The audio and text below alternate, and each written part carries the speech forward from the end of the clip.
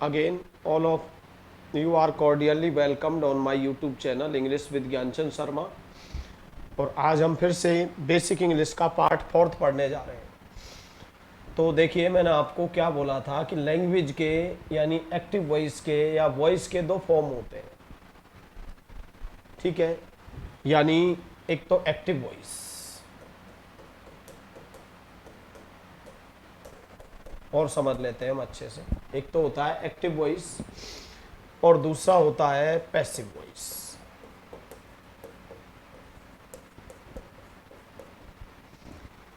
ठीक है। अब मैंने लिख दिया जैसे कि वर्तमान में इंग्लिश में क्या बोलेंगे हम? At present. कार्य की समाप्ति का वर्णन, कार्य की समाप्ति का वर्णन। हमको लगे कि वर्तमान में कोई कार्य कंप्लीट हो चुका है, ठीक है, तो प्रेजेंट परफेक्ट टेंस कहलाएगा। प्रेजेंट परफेक्ट टेंस में हम किसका यूज करते हैं? Has have. हेल्पिंग वर्ब के रूप में हम हैज हैव का यूज करते हैं, मेन वर्ब की थर्ड फॉर्म, ठीक है। ये तो हो गया एक्टिव वॉइस। अगर हमें इसका पैसिव वॉइस बनाना है तो पैसिव वॉइस बनता है हैज बीन, हैव बीन। मैं आगे चल के पढ़ाऊंगा आपको, जहां भी थर्ड फॉर्म होती है वहां पर पैसिव वॉइस बीन में बनता है। अगर कोई भी कार्य वर्तमान में समाप्त हो चुका है, वर्तमान में कार्य की समाप्ति का वर्णन किया जाता है, तो कौन सा टेंस हो गया? Present perfect. अब यदि आपको अंग्रेजी एक्टिव वॉइस में बनानी है तो आपके पास सब्जेक्ट का होना जरूरी है, और यदि आपके पास सब्जेक्ट है ना आप इंग्लिश बना रहे हैं तो ये क्या है? टेंस। एक्टिव वॉइस का मतलब ही एक तरह से आप टेंस मान लीजिए। यानी आपको किसी भी सेंटेंस की इंग्लिश टेंस में बनानी है या एक्टिव वॉइस में बनानी है तो आपके पास सब्जेक्ट का होना मैंडेटरी है। और यदि आपके पास सब्जेक्ट नहीं दिया हुआ है, आप ऑब्जेक्ट का क्या बनाते हैं? सब्जेक्ट, तो ये क्या कहलाता है? Passive voice.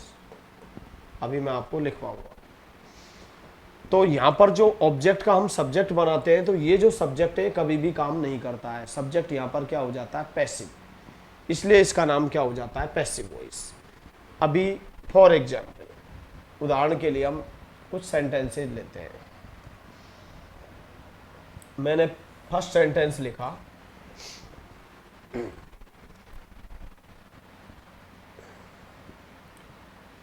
सोहन ने मेरा पर्स चोरी कर लिया है। सोहन ने मेरा पर्स चोरी कर लिया है। काम पूरा हो चुका है, क्रिया क्या हो गई? चोरी करना।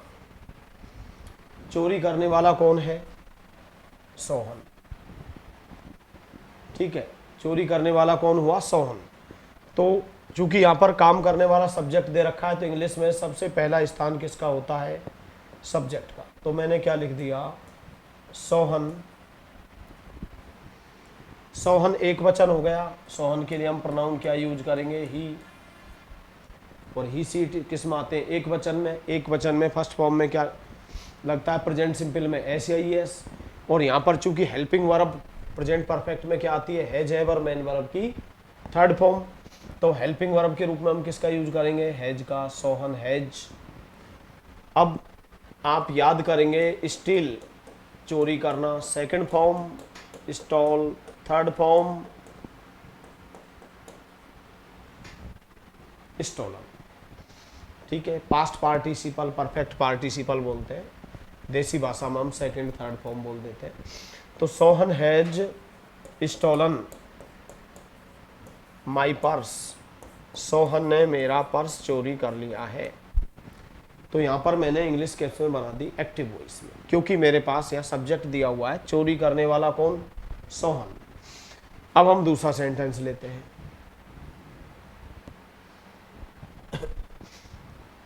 इसी सेंटेंस को मैं किस तरह से लिख देता हूं, यहां ध्यान देंगे। मेरा पर्स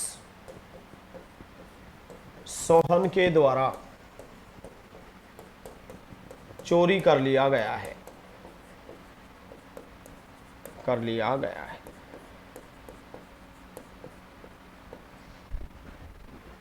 अब चोरी करने वाला कौन? सोहन बिल्कुल है, लेकिन चूंकि आपके पास सब्जेक्ट भी है और ऑब्जेक्ट भी है, और जब सेंटेंस में सब्जेक्ट ऑब्जेक्ट दोनों दिए हुए होते हैं तो इंग्लिश एक्टिव वॉइस में बना सकते हैं और हम पैसिव वॉइस में भी। तो मैंने कहा कि माई पर्स, सब्जेक्ट गया ऑब्जेक्ट के स्थान पर, ऑब्जेक्ट सब्जेक्ट के स्थान पर, तो my purse has been stolen by Sohan. मेरा पर्स किसके द्वारा चोरी कर लिया गया है? सोहन के द्वारा। तो इंग्लिश किस में बन गई? Passive voice. ठीक है, अब मैं नेक्स्ट सेंटेंस देता हूं आपको, यहां ध्यान देंगे। अब मैं थर्ड सेंटेंस लिख देता हूं, मेरी 2 पुस्तकें चोरी हो गई हैं।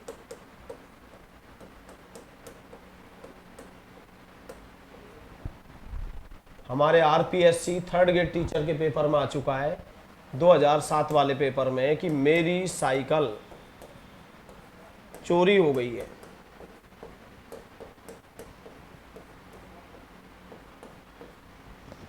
मेरी साइकिल चोरी हो गई है।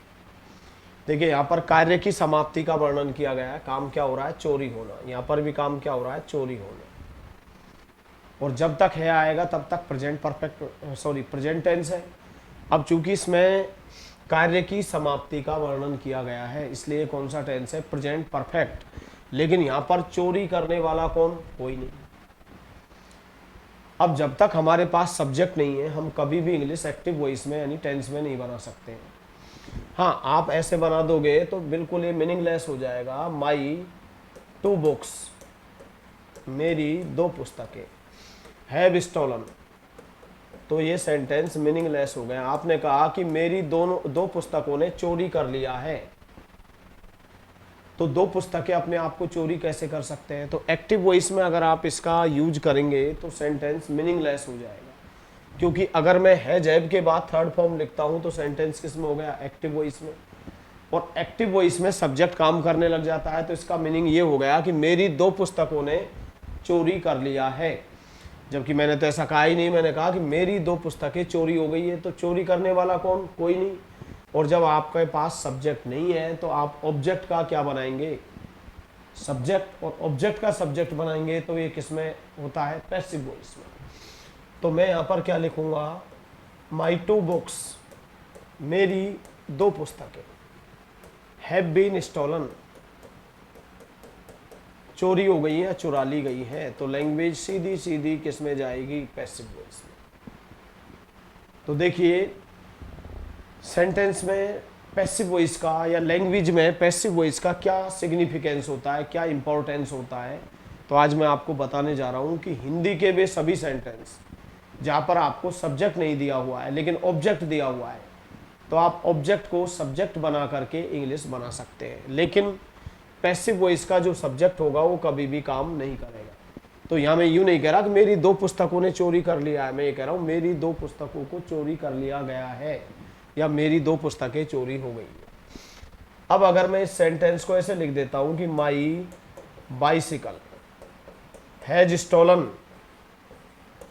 तो पता है ये सेंटेंस मीनिंगलेस हो गया, क्योंकि आपने ये कह दिया कि मेरी साइकिल ने चोरी कर लिया है, जबकि मैंने तो ये कहा ही नहीं कि मेरी साइकिल ने चोरी कर लिया है। ये सेंटेंस भी किस में जाएगा? पैसिव वॉइस में। तो यहाँ पर आप क्या करेंगे? ऑब्जेक्ट है लेकिन इस ऑब्जेक्ट का मैं क्या बना रहा हूँ? सब्जेक्ट। तो my bicycle has been stolen.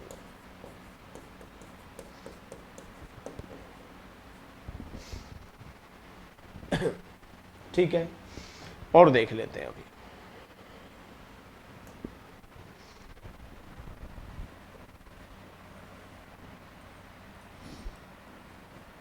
Lok Sabha में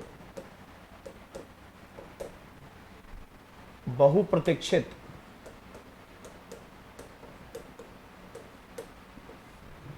जीएसटी बिल को सर्वसम्मति से,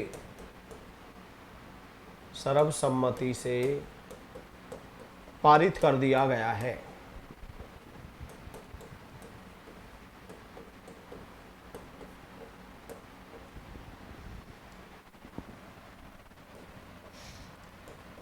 सत्तर वर्षीय आसाराम को मृत्यु तक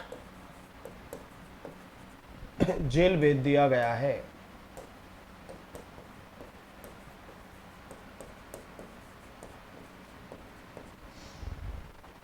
ये जो हिंदी के वाक्य हैं, इनमें सब्जेक्ट फाइंड आउट करना है।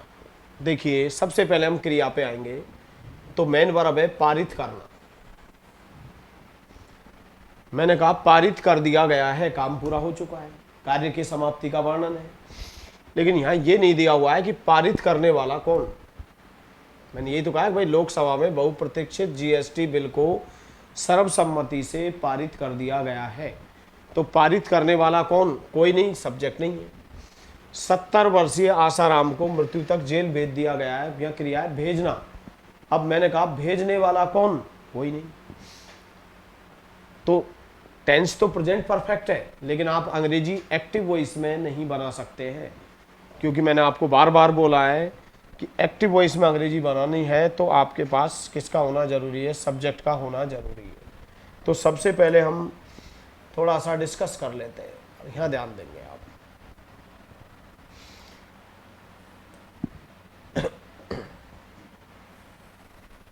अपने पास वर्ब होती है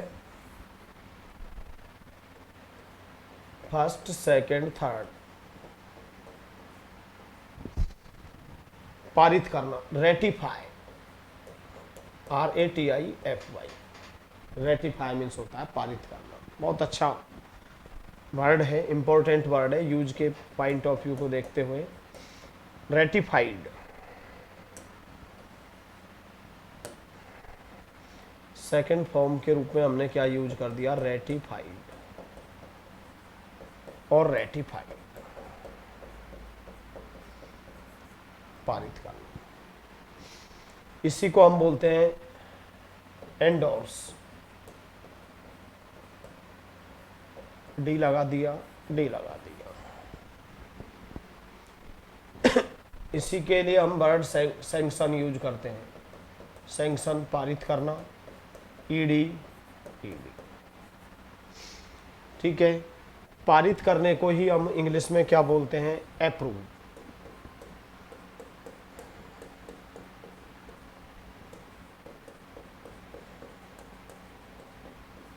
डी और डी। अप्रूव मीन्स भी क्या होता है, पारित करना, मंजूरी देना, सैंक्शन करना। और कोई धारा वगैरह, कोई कानून वगैरह को हम पारित करते हैं तो एनेक्ट शब्द का यूज होता है, मैं बताऊंगा आपको। एनेक्ट शब्द का यूज भी कर देते हैं।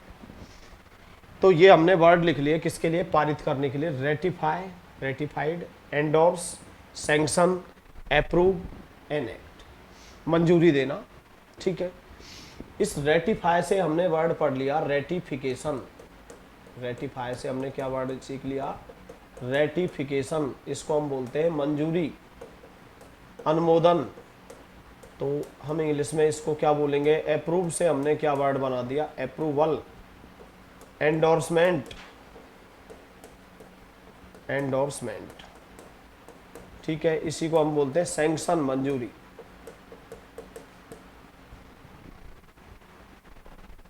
तो ये तो हमने वर्ब जान ली, ratify, endorse, sanction, approve, enact. इसी से हमने रेटिफाई से क्या बना दिया, रेटिफिकेशन। रेटिफिकेशन का मतलब मंजूरी होता है, जिसको हम अप्रूवल बोलते हैं, एंडोर्समेंट बोलते हैं, सैंक्शन बोलते हैं। ठीक है, अब हम इंग्लिश बनाते हैं।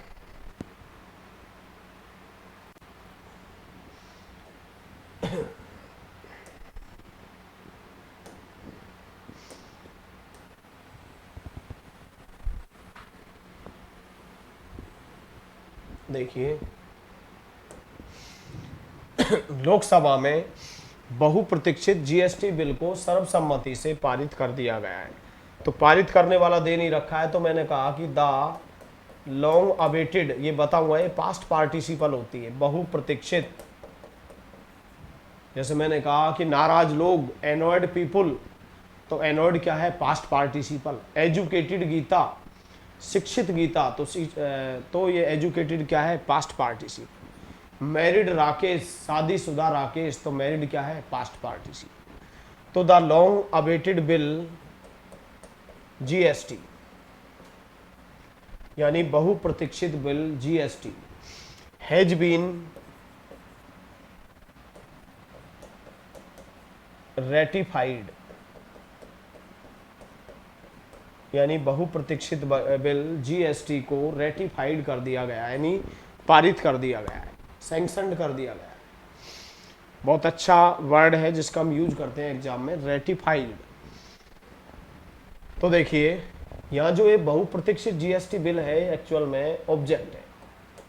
क्योंकि यहाँ इस वाक्य में सब्जेक्ट नहीं दिया हुआ है तो मैंने ऑब्जेक्ट का क्या बना दिया, सब्जेक्ट। और जब हम ऑब्जेक्ट का सब्जेक्ट बनाएंगे तो लैंग्वेज सीधी सीधी पैसिव वॉइस में जाती है। और जब हैज बीन हैव बीन के बाद थर्ड फॉर्म आती है तो तुरंत समझ जाइए कि लैंग्वेज किस में है, पैसिव वॉइस में। और यदि हैज हैव के बाद थर्ड फॉर्म मिलती है तो समझ जाइए कि सेंटेंस एक्टिव वॉइस में है। तो मैंने कहा कि the long awaited bill GST has been ratified in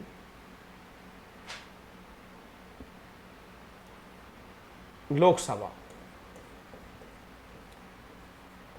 Lok Sabha में पारित कर दिया गया। या मैं पहले एडवर्ब ऑफ मैनर ले लेता हूं, कोई नहीं। The long awaited bill GST has been ratified unanimously, सर्वसम्मति से, यूनैनिमसली, सर्वसम्मति से, इन लोकसभा।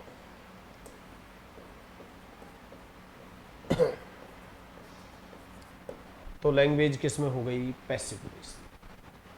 ठीक है, तो देखिए हिंदी में तो मैं क्या लिखूंगा कि लोकसभा में बहुप्रतीक्षित जीएसटी बिल को सर्वसम्मति से पारित कर दिया गया है। लेकिन इंग्लिश में क्या लिखा जाएगा, the long awaited bill GST has been ratified unanimously in Lok Sabha. चलो और हम कुछ वर्ड्स देख लेते हैं।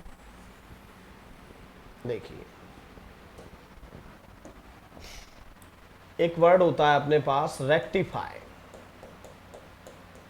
रेक्टिफाई, और ये जो वर्ड है ये है रेटिफाई।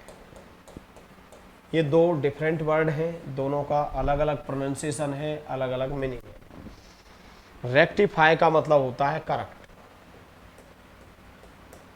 ठीक करना, अमेंड करना, सुधार करना। और यदि आप थोड़ा सुधार कर रहे हो तो उसको ऑल्टर भी बोलते हैं, ALTER। और ये रेटिफाई इसका मतलब होता है अप्रूव, ठीक है, सैंक्शन, एंडोर्स,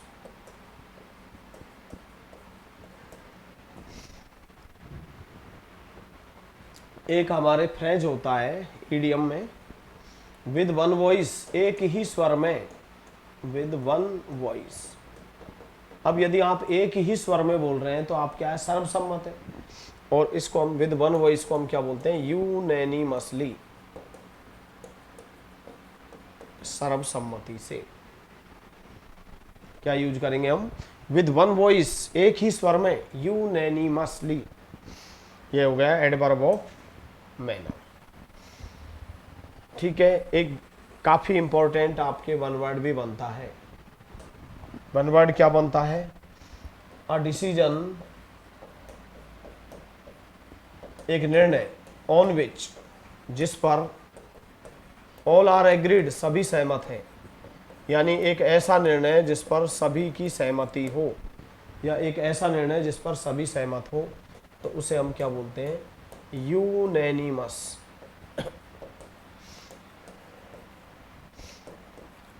यूनैनिमस। तो ये मैं आगे चल के सिखाऊंगा। सुंदर, ब्यूटीफुल एडजेक्टिव होता है, सुंदर तरीके से, ब्यूटीफुली एडवर्ब ऑफ मैनर। सामाजिक, सोशल एडजेक्टिव हो गया, सामाजिक रूप से, सोशली एडवर्ब ऑफ मैनर हो गया। विनम्र, पोलाइट एडजेक्टिव हो गया, पोलाइटली, विनम्रता पूर्वक एडवर्ब ऑफ मैनर हो गया। रिलीजियस धार्मिक एडजेक्टिव हो गया, रिलीजियसली धार्मिक रूप से एडवर्ब ऑफ मैनर हो गया। ऐसे यूनेनिमस सर्वसम्मत एडजेक्टिव हो गया, यूनेनिमसली सर्वसम्मति से ये हो गया आपका एडवर्ब ऑफ मैनर। ये इन पे हम आगे चल के डिस्कस करेंगे, ठीक है। अब हम नेक्स्ट सेंटेंस ले लेते हैं। 70 वर्षीय आसाराम को मृत्यु तक जेल भेज दिया गया है।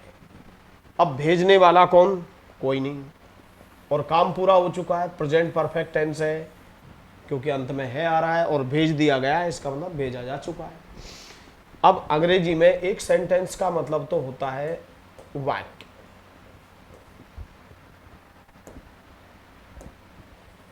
इंग्लिश में एक सेंटेंस का मतलब तो होता है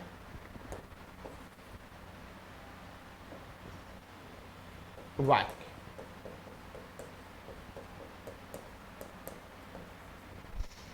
एक सेंटेंस नाउन होती है, इसका मतलब होता है जेल, प्रिजन, ये भी नाउन है और ये भी क्या है? नाउन। और एक सेंटेंस का मतलब होता है भेजना, ये वर्ब के रूप में होता है। सेंटेंस डी लगा दिया, सेंटेंस्ड, सेंटेंस।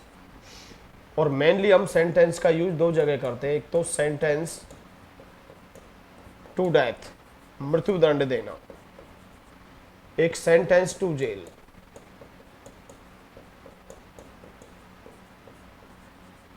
जेल भेजना, ठीक है। एक सेंटेंस का मतलब वाक्य होता है, सेंटेंस से पता लगता है, तो एक सेंटेंस का मतलब जेल होता है।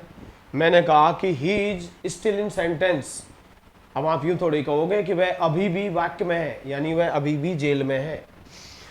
अब देखिए हिंदी और इंग्लिश में बड़ा अंतर होता है। हिंदी में तो क्या लिखा आएगा? 70 वर्षीय, 80 वर्षीय, 90 वर्षीय, 60 वर्षीय, 50 वर्षीय।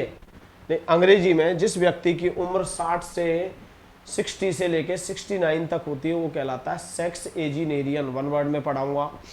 और जिस व्यक्ति की उम्र 70 वर्ष होती है उसको बोलते हैं सेप्चुएजिनेरियन। तो मैंने लिख दिया कि सेप्चुएजिनेरियन, सेप्चुएजिनेरियन यानी 70 वर्षीय। अब आप खुद ही देख लीजिए हिंदी और इंग्लिश में कितना अंतर है। आपके एसएससी सीजीएल में वन वर्ड पूछा जा चुका है कि अ मैन बिटवीन 70 एंड 79, एक व्यक्ति जिसकी उम्र 70 से 79 तक है वो क्या कहलाएगा? सेप्चुएजिनेरियन। तो जिसको मैं 70 वर्ष से बोलता हूँ उसको मैं अंग्रेजी में सीखूं कि सेप्चुएजिनेरियन आसाराम, 70 वर्षीय आसाराम हैज बीन सेंटेंस्ड, भेज दिया गया है, टू जेल, कहाँ भेज दिया गया है? जेल भेज दिया गया है। मैंने क्या कहा कि सेंटेंस वर्ब का यूज हम किसके लिए करते हैं? एक तो मृत्यु दंड देने के लिए सेंटेंस टू डेथ, एक होता है सेंटेंस टू जेल। तो मैंने कहा septuagenarian Asaram has been sentence to jail till death, मृत्यु तक। तो लैंग्वेज किस में हो गई? पैसिव वॉइस में। क्यों हो गई? क्योंकि वाक्य में सब्जेक्ट नहीं दिया हुआ है, ठीक है। तो आप नोट कर लेंगे। अब एक वन वर्ड बनता है आपके, अ मैन बिटवीन 70 एंड 79, एक व्यक्ति जिसकी उम्र 70 से लेके 79 वर्ष तक हो, सेप्चुएजिनेरियन कहलाता है, सेप्चुएजिनेरियन।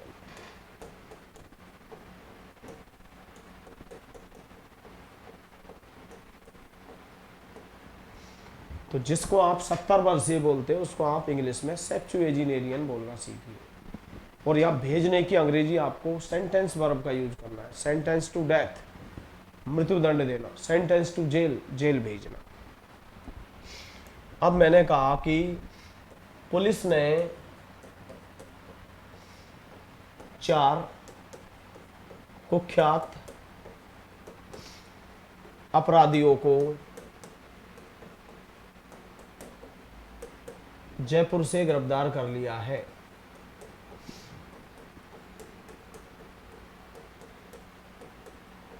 कर लिया है। देखिए काम पूरा हो चुका है। गिरफ्तार कर लिया है, इसका मतलब गिरफ्तार किए जा चुके हैं। गिरफ्तार करने वाला कौन है? पुलिस। तो यहाँ मुझे कोई प्रॉब्लम नहीं, यहाँ मैं अंग्रेजी किस में बना सकता हूँ? एक्टिव वॉइस में भी, पैसिव वॉइस में, क्योंकि मेरे पास यहाँ सब्जेक्ट भी है और यहाँ पर मेरे पास ऑब्जेक्ट भी है। तो देखिए सबसे पहले हम गिरफ्तार करने की इंग्लिश जानेंगे। First form, second form, third. Arrest, गिरफ्तार करना, अरेस्टेड, अरेस्टेड। दूसरा वर्ब आप नैप भी यूज कर सकते हैं, NAB, NABBED और NABBED। एप्रीहेंडेड, देखो इंग्लिश में आगे चल के हम सिनोनिम्स में डिस्कस करेंगे। एप्रीहेंड का मतलब समझना भी होता है, एप्रीहेंड का मतलब गिरफ्तार करना भी होता है, एप्रीहेंड का मतलब किसी को आशंकित या भयभीत करना या डराना। तो एप्रीहेंड के 3 अर्थ निकलते हैं, लेकिन अभी हम फिलहाल बात करते हैं इस सेंटेंस के सेंस में। गिरफ्तार करने वाला कौन? पुलिस। तो मैंने लिख दिया पुलिस। देखिए अगर इस पुलिस के साथ अलवर पुलिस, दिल्ली पुलिस इस तरह से होता तो यूज होता एक वचन में, लेकिन जब इसके साथ पर्टिकुलर कोई स्थान नहीं दिया हुआ है तो पुलिस का यूज हमेशा बहुवचन में होता है। पुलिस है तो पुलिस हैव अरेस्टेड, पुलिस ने गिरफ्तार कर लिया है। या लैंग्वेज किस में? एक्टिव वॉइस में। एक्टिव वॉइस में सब्जेक्ट हमेशा काम करता है, तो यहाँ पुलिस काम कर रही है। गिरफ्तार करने का काम कौन कर रही है? पुलिस। तो पुलिस हैव अरेस्टेड या पुलिस हैव एप्रीहेंडेड, पुलिस ने एप्रीहेंडेड कर लिया है। 4 means 4, adjective of number, cardinal adjective. Notorious, ये भी एडजेक्टिव है, adjective of quality. Criminals, criminals को गिरफ्तार कर लिया है फ्रॉम जयपुर, जयपुर से। तो हमने लैंग्वेज किस में बना दी? एक्टिव वॉइस में। क्यों बना दी? क्योंकि हमारे पास सब्जेक्ट दिया हुआ है और सब्जेक्ट क्या है? पुलिस। तो देखिए आप अपनी वोकेबलरी को, मैं आपको I am repeatedly touching upon the same point, saying that first of all you are to expand, you are to enhance your vocabulary because it is the core part। तो आप समझ गए होंगे, पुलिस हैव अरेस्टेड या apprehended 4 notorious criminals from Jaipur, Jaipur से गिरफ्तार कर लिया है। ठीक है, और देख लीजिए हमने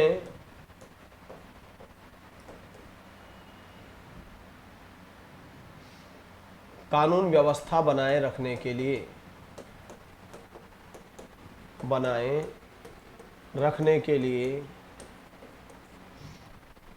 1500 सुरक्षा कर्मियों को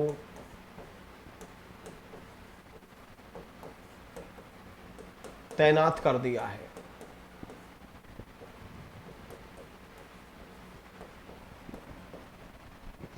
हमने कानून व्यवस्था बनाए रखने के लिए 1500 पुलिस कर्मियों को तैनात कर दिया है।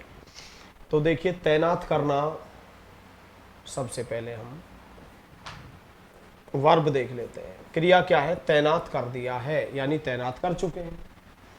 अब तैनात करने वाले कौन है? हम। तो क्या दिया हुआ है? सब्जेक्ट। और सब्जेक्ट दिया हुआ है तो इंग्लिश किस में बन जाएगी? एक्टिव वॉइस में। क्योंकि इस वाक्य में काम की, कार्य की समाप्ति का वर्णन किया है कि हम तैनात कर चुके हैं। तो देखिए वहां तैनात नहीं आएगा। किसी भी अनटूवर्ड इंसिडेंट से निपटने के लिए, कोई भी अप्रिय घटना, कानून व्यवस्था बनाए रखने के लिए, शांति बनाए रखने के लिए, ठीक है, सीमा की सुरक्षा के लिए, अगर मिसाइल्स को तैनात किया जाए, आर्मी को, BSF के ट्रुप्स को, सबके लिए डिप्लॉय शब्द आता है। तो डिप्लॉय मीन्स तैनात करना। देखो हिंदी हिंदी होती है, इंग्लिश इंग्लिश होती है, तो इंग्लिश में डिप्लॉय बोलेंगे, डिप्लॉय तैनात करना, और तैनाती को क्या बोलते हैं हम? डिप्लॉयमेंट। अब ठीक है, अब हमें ये देखना है कि तैनात करने वाला कौन है, तो इसमें साफ दिया हुआ है, it is apparent to everyone कि तैनात करने वाले कौन है, हम। तो इंग्लिश किस में बन जाएगी, एक्टिव वॉइस में। तो वी हैव डिप्लॉयड, हमने तैनात कर दिया है। ठीक है। 1500 सिक्योरिटी। अब देखिए हमारी एक गंदी आदत होती है, अगर आप किसी भी एजेंसी के कर्मचारी हैं, एम्प्लॉई हैं, ठीक है, तो आपके लिए पर्सन शब्द यूज नहीं होता है। आप बोलते हैं मैं आर्मी पर्सन है, नो, पर्सोनल। और पर्सोनल एक ऐसा वर्ड है जो किसी भी, जैसे आपने कहा कि आर्मी पर्सोनल, सैन्य कर्मी, डॉक्टर कर्मी, चिकित्सक कर्मी, डॉक्टर पर्सोनल, पुलिस पर्सोनल। तो आप चूंकि सिक्योरिटी के कर्मचारी हैं, सुरक्षा के, तो यहाँ पर्सन्स नहीं आएगा, आपको क्या लिखना है, सिक्योरिटी पर्सोनल। और ध्यान रखना ये एक वचन हो या बहुवचन हो, दोनों में स्पेलिंग यही होती है, पर्सोनल। पर्सोनल्स लिख दिया तो एरर हो जाएगी। तो वी हैव डिप्लॉयड, हमने तैनात कर दिया है, हम तैनात कर चुके हैं। क्या तैनात कर चुके हैं, 1500 सिक्योरिटी पर्सोनल, 1500 सुरक्षा कर्मियों को क्या बनाए रखने के लिए, कानून व व्यवस्था बनाए रखने के लिए। तो मैंने लिख दिया इन ऑर्डर टू, के लिए, maintain law and order. Law के बाद क्या आता है, ऑर्डर। ये पेयर वर्ड्स होते हैं। तो देखिए मैंने कहा कि learning English is totally facile if you study this language like your mother tongue. तो मैंने लिखा we have deployed 1500 security personnel in order to maintain law and order. तो हमने 1500 सुरक्षा कर्मियों को तैनात कर दिया है, क्या बनाए रखने के लिए, कानून व्यवस्था बनाए रखने के लिए। ठीक है, तो आज के लिए इतना ही। आप अच्छे से जान चुके होंगे कि एक्टिव वॉइस किसे कहा जाता है, पैसिव वॉइस किसे कहा जाता है। एक्टिव वॉइस में सब्जेक्ट एक्टिव होता है और पैसिव वॉइस में सब्जेक्ट तो होता है, क्योंकि हम ऑब्जेक्ट का सब्जेक्ट बनाते हैं, लेकिन सब्जेक्ट कभी भी काम नहीं करता है। अब हैज हैव के बाद थर्ड फॉर्म दी हुई है तो एक्टिव वॉइस, और हैज बीन हैव बीन के बाद थर्ड फॉर्म दी हुई है तो क्या कहलाएगा, पैसिव वॉइस। ठीक है, तो thanks all of you for watching and supporting my YouTube channel.